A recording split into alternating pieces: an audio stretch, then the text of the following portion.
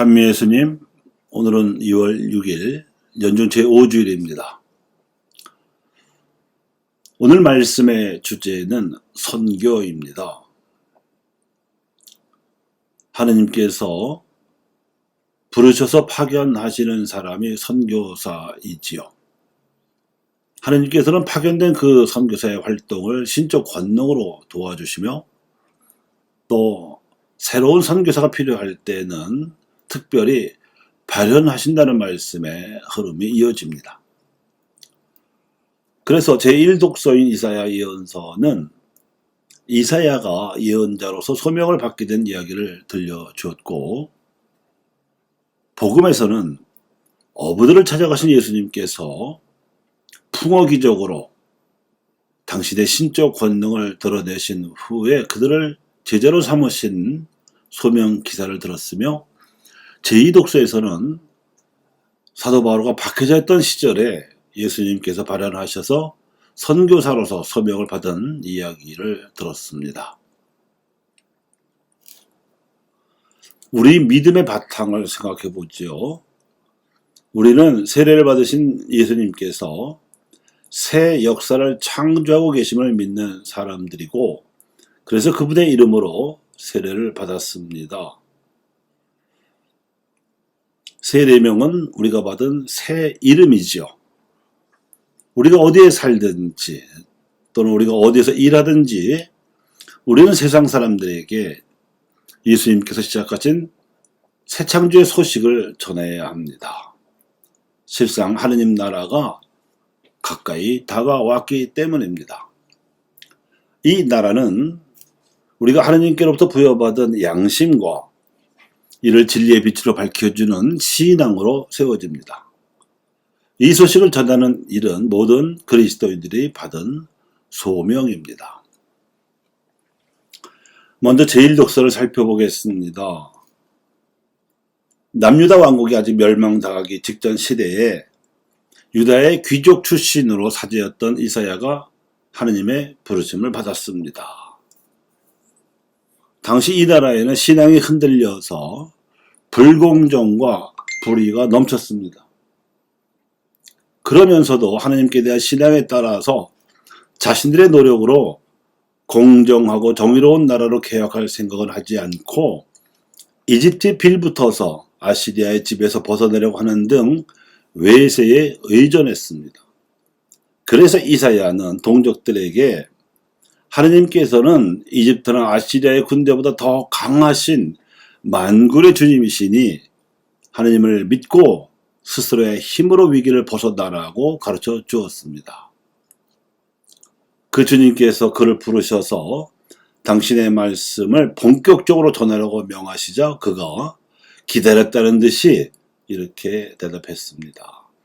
제가 있지 않습니까? 저를 보내십시오.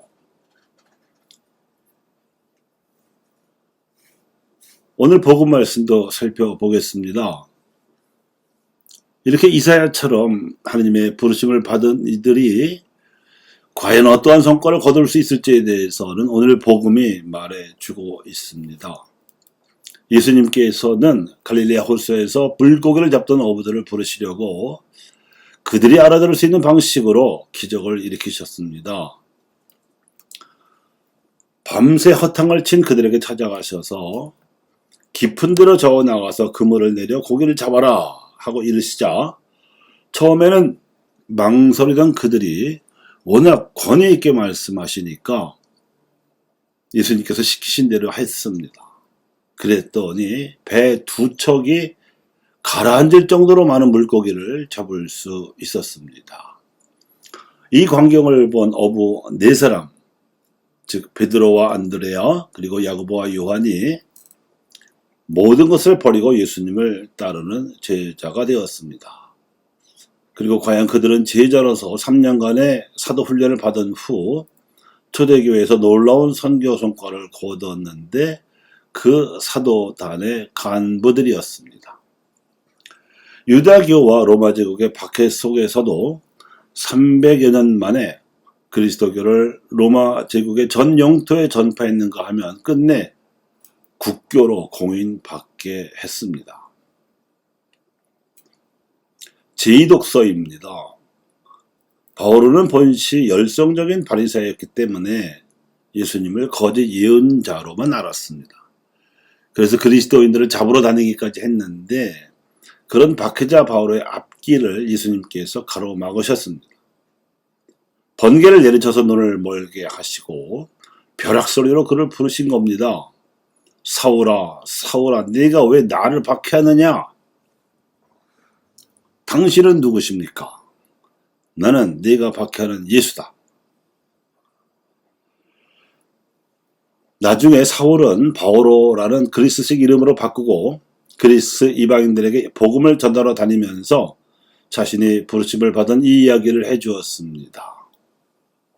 오늘 독서는 고린토인들에게 해준 이야기로 나오지요.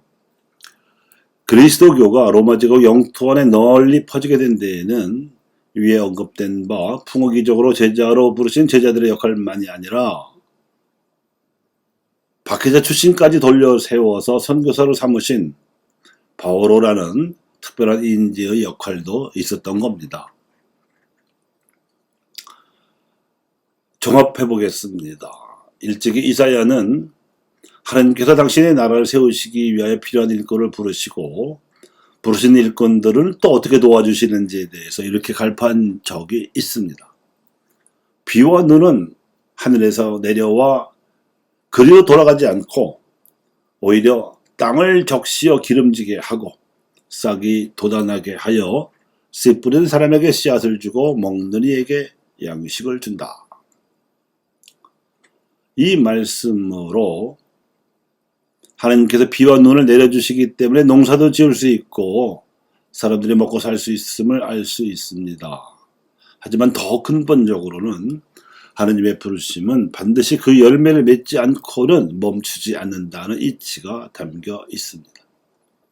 이처럼 하나님께서는 사람들이 살아가는 세상을 모른 척하지 않으시고 매우 관심 있게 지켜보시며 당신의 일을 하는데 필요한 일꾼을 부르시고 그 일꾼이 하는 일을 도와주십니다. 그래서 선교는 하나님의 일입니다. 제가 여기 있지 않습니까? 저를 보내십시오. 이렇게 용감하게 응답하며 민족과 나라가 풍전등화처럼 위기에 처한 상황에서 하나님의 부르심에 응답했던 이사야는 모든 선교사의 모델이고 모든 그리스도인들의 모범입니다. 그리고 모든 선교사들이 아무리 노력해도 별 성과가 없이 허탕을 치른 듯한 어려운 상황에서도 풍성한 성과를 거두게 해주실 분은 예수님이십니다. 또한 특별히 어려운 상황에서 필요한 인재가 있다면 그 발걸음을 돌려 세워서라도 당신의 일꾼으로 부르시고 이끄시는 분이 또 예수님이심도 잊지 말아야 하겠습니다. 이제 강론을 마무리하면서 우리의 기도를 생각해 봅니다. 비와 눈은 하늘에서 내려와 그리로 돌아가지 않을 뿐만 아니라 오히려 땅을 적셔서 기름지게 하고 싹이 돋아나게 해서 씨 뿌리는 사람에게는 씨앗을 주고 먹는 이에게는 양식을 주듯이 우리도 이사야나 사도들이나 바오로처럼 부르심을 받은 일꾼들인 이상 하나님의 일을 할 때라야 우리의 삶도 풍성해질 수 있고 우리가 하는 일도 잘 될 수 있습니다. 이러한 오늘 미사 말씀의 흐름에 따라서 우리가 기도하고 행동하며 살아갈 방향을 입당상에서 찾아보았습니다. 시편 95장입니다. 어서와 하느님께 노래 부르세. 구원의 바위 옆에 목청 돋으세. 소원가를 부르며 주님 앞에 나아가세. 노랫가락 드높이 주님을 부르세. 야훼는 위대하신 하느님이로세. 모든 신들 위에 계신 대왕이시네. 깊고 깊은 땅속도 당신 수중에 높고 높은 산들도 당신 것이네.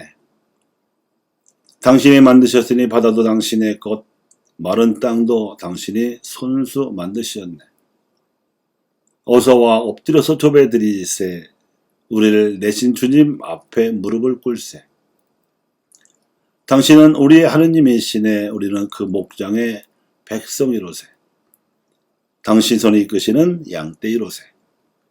당신의 목소리를 오늘 듣게 되거든 너희 마음을 무디게 가지지 말라. 너희 조상이 거기서 나를 시험하고 내일을 보고도 시험하려 들었나니. 감사합니다.